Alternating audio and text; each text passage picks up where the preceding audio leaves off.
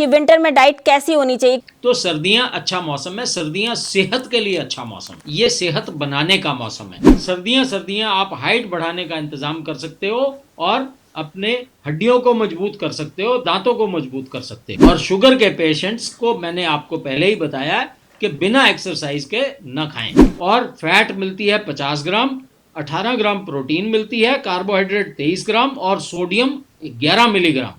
इतने फायदे इसके हमें मिलते हैं। नमस्कार, D5 चैनल हिंदी देख रहे दर्शकों का मैं वंदना स्वागत करती हूं। आज एक बार फिर हम जुड़े हुए हैं homeopathic expert doctor HK Kharbanda ji से। डॉक्टर खरबंदा, आपका बहुत बहुत स्वागत है हमारे इस प्रोग्राम में। नमस्कार सभी को। डॉक्टर खरबंदा, आज हम बात करेंगे विंटर डाइट की कि विंटर में डाइट कैसी होनी चाहिए, क्योंकि अक्सर लोग कहते हैं कि हम ज़्यादा घी खाएंगे तो मोटे हो जाएंगे। इसमें कितनी सच्चाई है? देखिए, सर्दियां हैं और सर्दियां अच्छा मौसम है मेरे ख्याल से। देखिए, सर्दियों में हम कपड़े तो पहन सकते हैं, गर्मियों में क्या करें, एसी के बिना काम नहीं चलता। तो सर्दियां अच्छा मौसम है, सर्दियां सेहत के लिए अच्छा मौसम है, ये सेहत बनाने का मौसम है। जिन लोगों की सेहत नहीं बनती, जो कमज़ोर रहते हैं या जिनमें शरीर में एनर्जी नहीं रहती, तो ये सर्दियां अच्छा मौसम गिना जाता है। लेकिन इसमें फूड की क्वालिटी बदलनी होती है, न कि क्वांटिटी। यहाँ हम गलती कर जाते हैं। पंजीरी खानी है, लेकिन वो पंजीरी कटोरा भर के नहीं खानी, चम्मचों से खानी है। आधा चम्मच, एक चम्मच, उसको दवाई समझ के खाना है। च्यवनप्राश खाना है, 1 चम्मच, 2 चम्मच, 3 चम्मच। ये नहीं करना कि आधा डब्बा खा जाएं और फिर मुश्किलें ले लें। तो क्या खाना है, क्या नहीं खाना और कितना खाना है, इसके बारे में हम आज बात कर लेंगे। देखिए, तिल और तिल के गुड़ से बने हुए लड्डू खाएं बिस्किट की बजाय। मैं आपको आइटम्स बताऊंगा क्या क्या करें, कहाँ हम बदलाव ले सकते हैं। आप चाय पीते हैं या आप सुबह या शाम को मंचिंग करते हैं, तो उस वक़्त आप बिस्किट और नमकीन के बजाय तिल और गुड़ से बने हुए लड्डू आप खा सकते हैं। तिल वर्ल्ड का कैल्शियम का रिचेस्ट सोर्स है। इतना बढ़िया सेसमे सीड और तिल, ये वर्ल्ड का रिचेस्ट सोर्स है कैल्शियम का। तो कैल्शियम की कमी तो महिलाओं में, कैल्शियम और आयरन, ये दो हिंदुस्तान की महिला बिल्कुल आम देखी जाती हैं, बहुत कॉमन है। मैं कहूँगा 10 में से 7 महिलाओं को ये कमियां हैं दोनों। तो तिल के लड्डू गुड़ से बने हुए, इसको बिस्किट की बजाय। एक बात और, ये मिथ है कि डायबिटीज के मरीज तिल नहीं खा सकते या तिल के लड्डू नहीं खा सकते।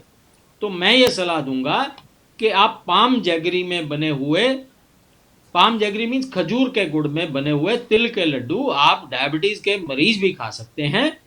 1 लड्डू पूरे दिन में आप खा सकते हैं, ये फायदेमंद रहेगा आपके लिए। इसी के साथ साथ बच्चों को भी तिल के लड्डू जरूर देने हैं अपने गुड़ वाले, ताकि उनकी हाइट बढ़े उससे। ये देखिए, ये बहुत बड़ी बात है। सर्दियां आप हाइट बढ़ाने का इंतजाम कर सकते हो और अपने हड्डियों को मजबूत कर सकते हो, दांतों को मजबूत कर सकते हो। इसके साथ साथ सर्दियों में मूंगफली, गुड़ और तिल, ये तीनों ये अमृत गिने जाते हैं। और मूंगफली, जिसका ग्राउंडनट ऑयल भी होता है, ये हमारे शरीर के लिए बहुत लाभदायक है। पौष्टिकता देता है, मिनरल्स देता है, अमीनो एसिड्स देता है, हर तरह के मिनरल्स मिलते हैं। तो इनको, और ये शरीर को गर्म भी रखते हैं, ठंड कम लगती है। जो लोग कहते हैं बड़ी ठंड लगती है, तो ये तिल, मूंगफली और गुड़, इनका इस्तेमाल करें तो कम लगेगी ये। और देखिए, डायबिटीज़ वाले भी मैंने आपको बताया कि आप खा सकते हैं, लेकिन खाने के बाद इस खाने को न्यूट्रलाइज करें। आप एक्सरसाइज करें, 4 से 5,000 कदम रोजाना चलें, या 30 मिनट की रोजाना साइकिलिंग करें, या रोजाना 15 मिनट सूर्य नमस्कार करें, तो आप खा सकते हैं। अगर डायबिटीज़ के मरीजों की बात कर रहा हूं मैं, खाएं जरूर, लेकिन साथ में एक्सरसाइज करें। ये आपने ख्याल रखना है, जिस मत खाएं, ये नियम बना लें अपना, तभी आप खाएंगे। एक बात और, देखिए, दूध आजकल अच्छा नहीं मिल रहा है, और दूध से जो दूध आता भी है, वो गायों को या भैंसों को इंजेक्शन लगा लगा के हार्मोन युक्त दूध मिल रहा है हमें। तो दूध से दूरी बनाए रखना फायदेमंद है। दूध को डाइजेस्ट करना भी मुश्किल है। जैसे जैसे दूध की क्वालिटी खराब होती जा रही है, तो अब जो हमें दूध मिल रहा है वो पीने लायक नहीं गिना जाता। और आयुर्वेद तो वैसे भी भैंस के दूध को पीने लायक बताता ही नहीं है। तो दूध जो लोग नहीं लेते वो तिल का इस्तेमाल करें, वो तिल के लड्डू जरूर खाएं, या तिल की चिक्की भी आप खा सकते हैं, गचक की चिक्की जो मिलती है वो भी खा सकते हैं। और इसमें कैल्शियम भरा पड़ा है, खूब सारा कैल्शियम है। और एक बात और, कई लोगों को लैक्टोज इंटॉलरेंस होती है, और अगर आपका कोलेस्ट्रॉल ज़्यादा है तो भी आपको तिल वाला लड्डू जरूर खाना है, गुड़ से बना हुआ, कोलेस्ट्रॉल भी कम करता है। और एक बात और, अगर बच्चों को आप देना चाहते हैं, बच्चों के लिए ड्राई फ्रूट मिले हुए लड्डू आप खुद घर में बना लीजिए, उससे बच्चों की मेमोरी और कंसंट्रेशन पावर, उनका दिमाग भी तेज हो जाएगा। बादाम और काजू बिल्कुल डालिए, और उनके नर्व सेल्स जो हैं, बुजुर्गों को भी आप दे सकते हैं, बादाम और अखरोट आप डाल के तिल में वो लड्डू दे सकते हैं, ताकि उनके जो नर्व सेल्स हैं उनको न्यूट्रिशन मिले, वो डैमेज होने से रुक जाएं। ये फ़ायदा है। और शुगर के पेशेंट्स को मैंने आपको पहले ही बताया कि बिना एक्सरसाइज के न खाएं। अब देखिए कौन कौन से पोषक तत्व हैं गुड़ में और तिल में, इसकी हम बात कर लेते हैं। गुड़ में एंटीऑक्सीडेंट्स हैं और इसकी न्यूट्रिशनल वैल्यू 100 ग्राम, अगर की बात तो 60 से 85 ग्राम उसकी न्यूट्री वैल्यू है। फ्रक्टोज या ग्लूकोज है 10 से 15 ग्राम, और आयरन है 11 मिलीग्राम, और मैग्नीशियम है 70 से 90 ग्राम, और मैंगनीज है 0.2 to 0.5, और पोटेशियम है 1050 मिलीग्राम।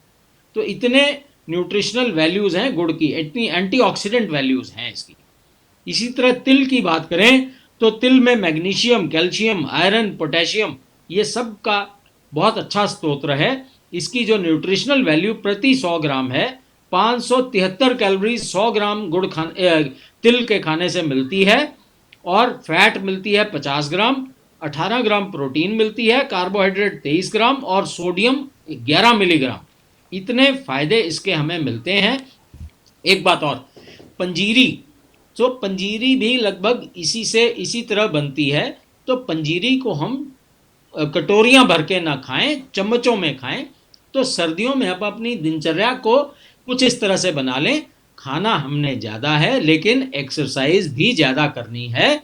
तो एक तो हमें ठंड नहीं लगे, एक हम अपने शरीर को आने से लड़ने हृष्ट पुष्ट बना सकेंगे, मजबूत बना सकेंगे, हमारा इम्यून सिस्टम बहुत अधिक मजबूत हो जाएगा। जी वंदना जी। कहा जाता है कि सर्दियों में अलसी के लड्डू भी बहुत ज़्यादा अच्छे रहते हैं, फायदेमंद रहते हैं, तो उसका क्या फ़ायदा होता है? वंदना जी, अलसी के लड्डू, और मैं अभी लोहड़ी पे मुझे अलसी की रेवड़ियाँ खाने को मिली, तो वो नई इन्वेंशन दिखी।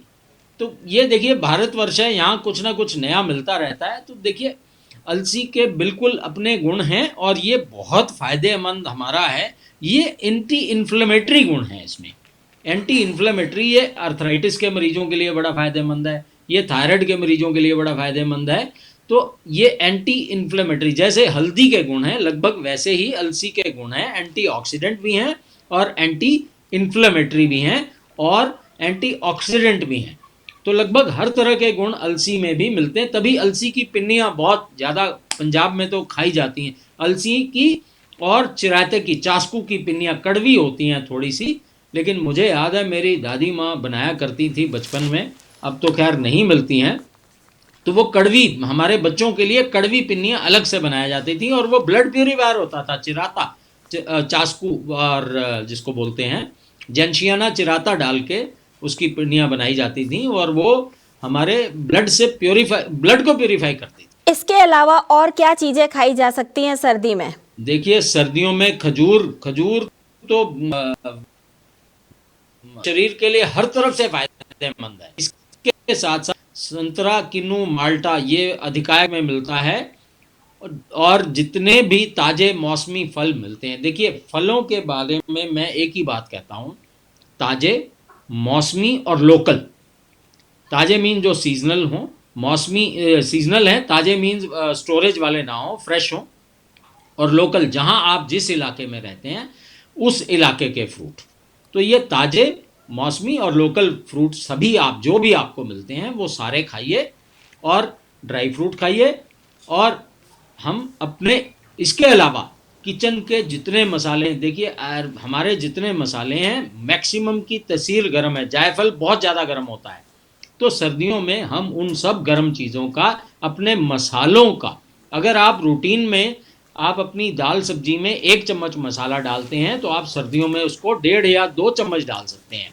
अपनी पाचन की उसके हिसाब से, आपकी पाचन, आपका डाइजेशन आपकी कैसी है उसके लिहाज से आप अपना ड्राई फ्रूट का अमाउंट डबल कर सकते हैं ताकि आपको एक्स्ट्रा बेनिफिट। सर्दियों में कई बीमारियां परेशान करने लगती हैं, जैसे अर्थराइटिस है और भी कई बीमारियां हैं ऐसी, तो ऐसे में आप लोगों को क्या खाने की सलाह देंगे? मैम देखिए, एंटी इन्फ्लेमेटरी चीज़ें सर्दियों में तंग करती हैं, एंटी इन्फ्लेमेटरी बीमारियां, जो इन्फ्लेमेशन वाली बीमारियां जहां सूजन आ जाती है सर्दियों की वजह से, तो आपने बिल्कुल सही कहा, अर्थराइटिस वाले परेशान होते हैं या लंग्स वाले परेशान होते हैं, क्योंकि ठंड होती है तो ठंड की वजह से लंग्स में परेशानी आ जाती है, या ब्लड प्रेशर और हार्ट वाले परेशान होते हैं क्योंकि नाड़ियाँ जो ब्लड वेसल्स हैं वो श्रिंक हो जाती हैं।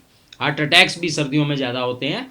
तो इसके इन सब के लिए हम एंटी इन्फ्लेमेटरी डाइट्स करते हैं। एंटी इन्फ्लेमेटरी डाइट में नंबर 1 जो इसका एंड प्रोडक्ट है, या तो आप करक्यूमिन के कैप्सूल खा लीजिए, या दिन में 3 बार या तो कच्ची हल्दी आप सुबह तवे पे भून के 1 बार खा लीजिए, और दिन में 2 बार आप पाउडर का इस्तेमाल कर लीजिए। तो लगभग 3 चम्मच आप हल्दी रोजाना खा सकते हैं। लहसुन का इस्तेमाल कर सकते हैं, अदरक का इस्तेमाल कर सकते हैं, और सारे मसालों का इस्तेमाल कर सकते हैं। इनके इस्तेमाल से आप इन्फ्लेमेशन से दूर रह सकते हैं। अगर किसी को पेन हो अचानक से तो क्या करना चाहिए? देखिए, पेन अगर है, अगर तो चोट की पेन है तो पहले 48 घंटे वहाँ बर्फ लगाएं ताकि आपकी सूजन कम हो जाए। और अगर पुरानी क्रॉनिक पेन है तो आप हॉट फर्मेंटेशन, सर्दियों में गर्म पानी का, गर्म पानी की बोतल का या एक प्रेस गर्म करके साथ में रख लें, और उससे कपड़ा गर्म कर करके साथ में अपने उस एरिया को हॉट फर्मेंटेशन दें तो आपको आराम मिल जाता है, इंस्टेंट आराम मिल जाता है। खाने पीने में किन चीजों की सावधानी ज्यादा रखनी चाहिए सर्दियों में? मैंने कहा गर्म चीजें खाइए, तो जो है ठंड मत खाइए। जिन चीज़ों की तासीर ठंडी है, आप दही का इस्तेमाल रात के वक्त मत करें, दिन में या सुबह उसको खा लें तो वो फ़ायदेमंद है। इसी तरह किन्हीं बहुत ज़्यादा घिया है, जैसे बहुत ठंडा होता है तो उसका जूस हालांकि शरीर के लिए फ़ायदेमंद है, लेकिन उससे हम दूर रहें। पुदीना बहुत ठंडक पहुंचाता है, कई चीज़ें बहुत ठंडक पहुंचाती हैं, तो उनसे हम दूर रहें और हम गर्म चीज़ों का इस्तेमाल करें। डॉक्टर खरबंदा, आप हमारे साथ जुड़े, आपका बहुत बहुत धन्यवाद। धन्यवाद सभी का, बहुत बहुत शुक्रिया। अगले एपिसोड में आपसे फिर मुलाकात होगी, तब तक के लिए नमस्कार।